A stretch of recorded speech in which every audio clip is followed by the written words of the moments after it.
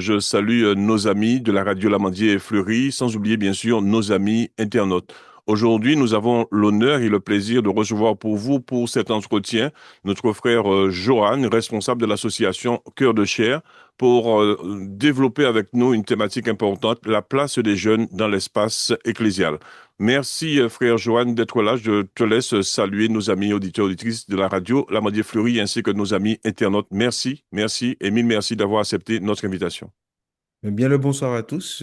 Bonjour pour ceux qui sont dans des pays insulaires. En tout cas, je voudrais juste déjà remercier le pasteur Jules pour cette initiative et également l'ami Dorine qui se font souvent un plaisir de nous recevoir pour pouvoir partager l'évangile. Je voudrais aussi saluer les amis internautes de la radio La Moitié-Fleurie. C'est un plaisir pour moi d'être là ce soir.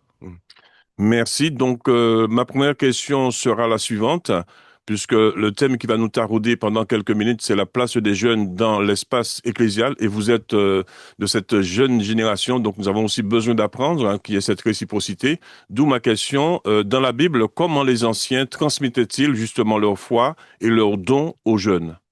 Ok, ben pour être succinct par rapport à cette question, très belle question, j'aimerais dire que j'aime beaucoup revenir souvent au modèle de notre Seigneur Jésus-Christ, qui était effectivement, qui est arrivé sur terre dans une famille juive. Et on voit que dans Luc 2, par exemple, on va le voir qui va rester auprès des anciens dans le temple. Et il disait à sa mère justement qu'il le cherchait, sa mère et son beau-père, et Joseph, on pourrait dire que c'est son père également. Mais on va voir que quand il était justement auprès de ses anciens, il était là pour être instruit, pour recevoir d'eux de la lettre en fait qu'ils avaient déjà reçue. Et donc, quand ses parents sont venus le chercher, il disait, ne savez-vous pas qu'il faut que je m'occupe des affaires de mon père ou encore qu'il faut que je sois, dans notre version, avec mon père? Et on savait que effectivement, Jésus, à cet âge-là, donc il avait 12 ans, il était considéré par les Juifs comme un homme à cet âge-là. Et on voit qu'il avait fait ce choix d'aller écouter, n'est-ce pas, ceux qui étaient avant lui, ceux qui avaient reçu la parole avant lui et qui la transmettaient. Et tout le monde était étonné par n'est-ce pas, ces réponses. Donc il les questionnait et il écoutait aussi l'enseignement des anciens. De plus, je vais aller aussi dans un passage de 1 Corinthiens, voilà, 1 Corinthiens, on va prendre 1 Corinthiens 11 au verset 1, où Paul va dire à Timothée, soyez mes imitateurs, ou encore non, aux Corinthiens, autant pour moi, soyez mes imitateurs comme je le suis moi-même de Christ.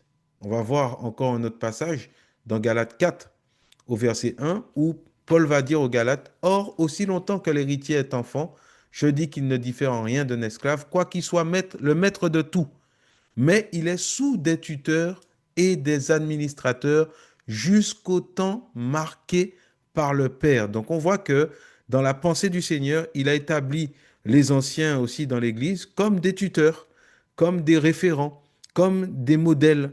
Et qu'est-ce qu'un modèle en fait pour un croyant? C'est quelqu'un qui marche selon le Seigneur, c'est quelqu'un qui a abandonné sa vie, n'est-ce pas, pour l'Évangile, pour suivre Christ. Et on peut voir que les apôtres, par exemple, étaient considérés comme des colonnes.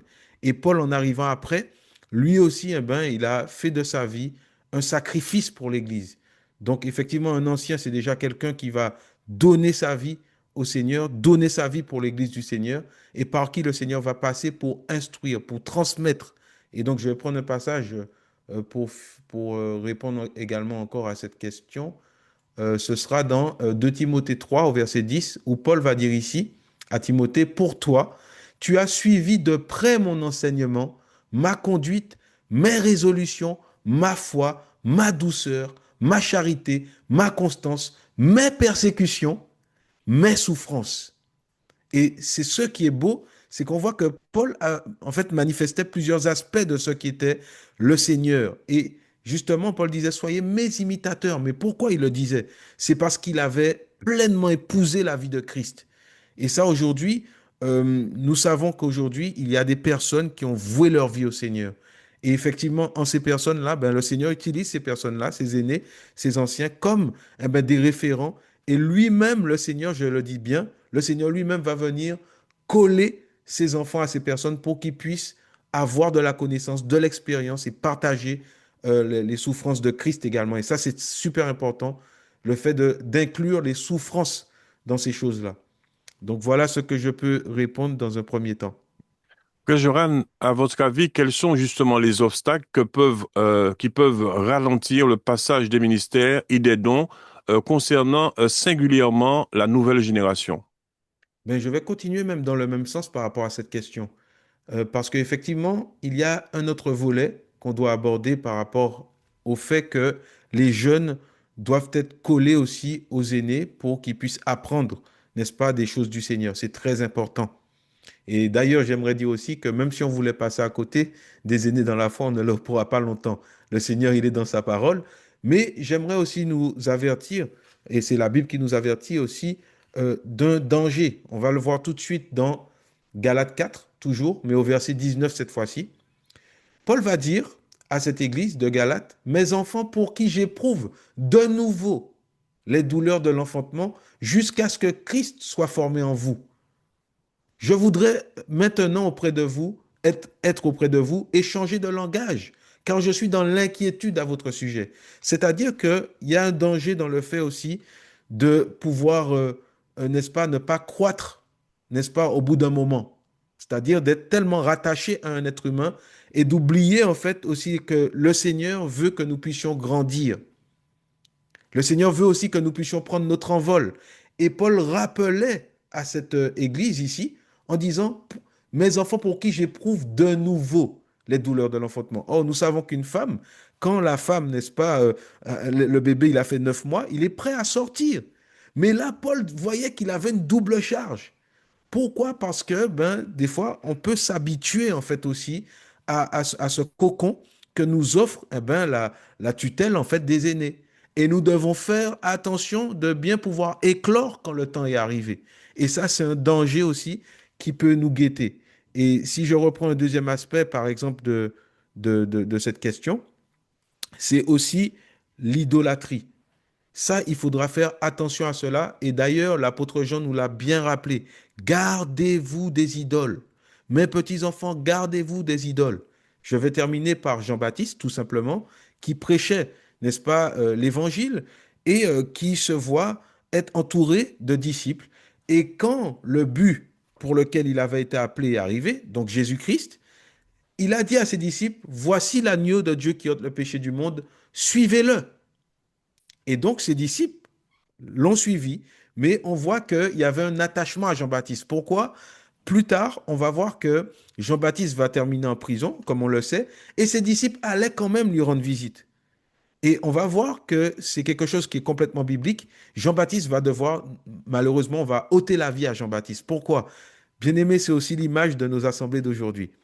C'est-à-dire qu'à un moment donné, il faut savoir se détacher, n'est-ce pas, de l'enseignant. C'est important. Même le Seigneur sur la terre, qui est l'ancien des anciens, il a fini par dire à ses disciples, il est nécessaire pour vous que je m'en aille. Donc, il y a un temps pour croître, il y a un temps aussi pour répondre à l'appel. On a pu le voir avec Élie et Samuel, pareil. Et ça, c'est un danger que je vais rester dessus pour ne pas être trop long. Je pense que mes frères diront, ont d'autres choses aussi à partager sur la question. Mais moi, si je devais avertir, ce serait par rapport à l'idolâtrie et au fait que de faire attention non plus, de ne pas rester dans une tutelle excessive ou éternelle, j'ai envie de dire. Absolument.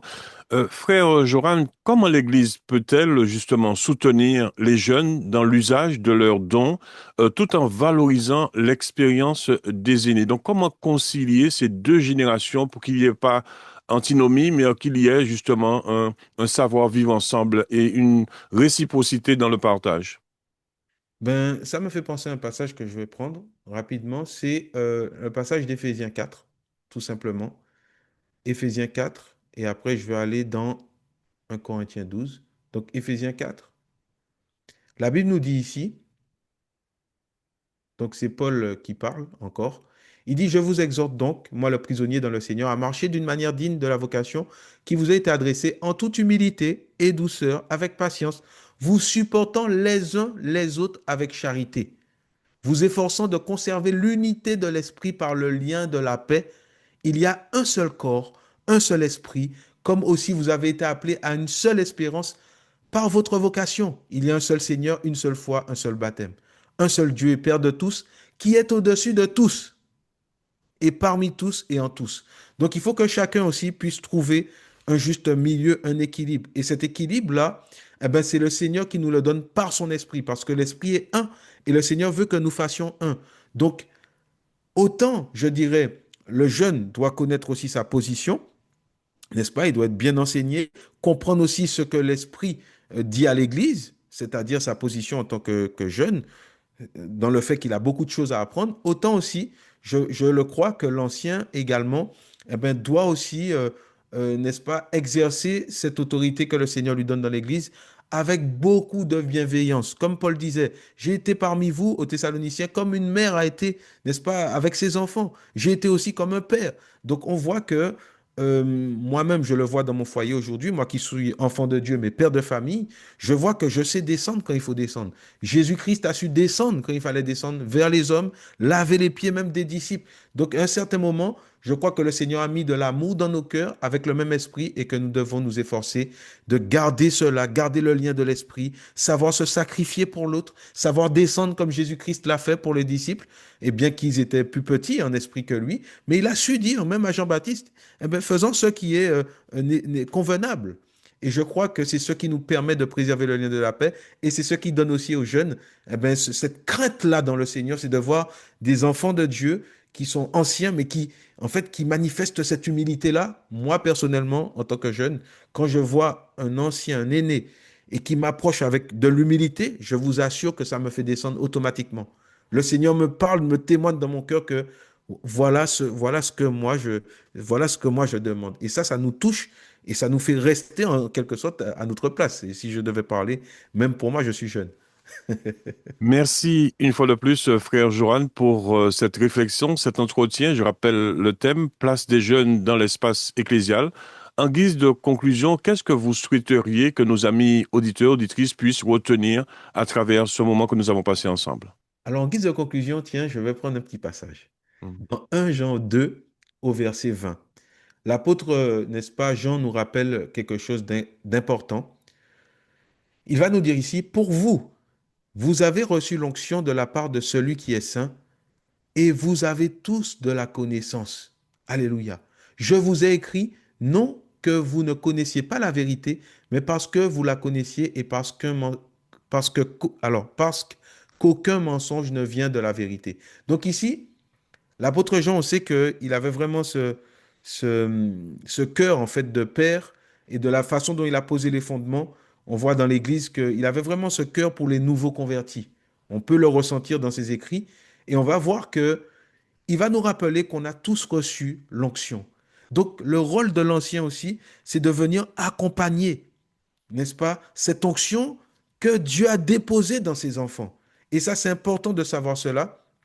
Et nous-mêmes, en tant que jeunes dans l'Église, on doit comprendre aussi qu'on a reçu quelque chose, mais que cette onction-là, elle est tellement pure, tellement précieuse devant Dieu, qu'elle doit être aussi accompagnée. Donc nous devons être équilibrés. Je nous appelle, nous les jeunes, à beaucoup d'équilibre, beaucoup aussi d'amour pour les aînés, parce qu'il faut savoir qu'il y a des gens qui ont payé le prix avant nous. On est juste rentré dans un travail, selon, n'est-ce pas, Jean 4, à partir du verset 34. Le Seigneur nous informe que nous sommes rentrés dans un travail pour lequel nous n'avons pas commencé ce travail. Nous rentrons dedans, soyons humbles, ayons de la patience. Le Seigneur, il élève ses enfants au temps convenable, tout simplement. Une fois de plus, un grand merci, frère Joran, pour cet entretien.